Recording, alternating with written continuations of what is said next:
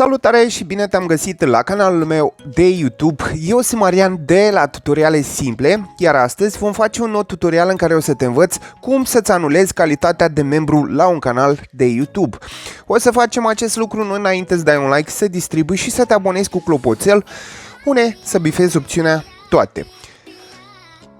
Ca să facem acest lucru, bineînțeles, vom intra pe magazin Play, iar apoi ne vom duce la iconița de sus, din partea dreaptă, iar apoi o să ne ducem în jos la plăți și abonamente, iar apoi o să apăsăm abonamente.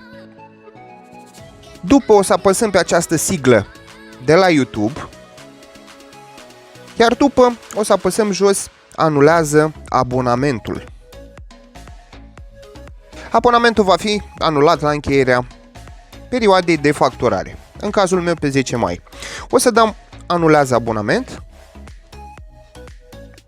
iar în momentul de față abonamentul a fost anulat cu succes, fără niciun fel de problemă.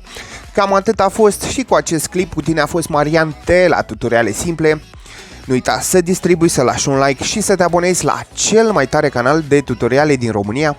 Nu uita să devii membru, deoarece mă ajută foarte mult, iar până data viitoare, numai bine și aveți grijă de voi!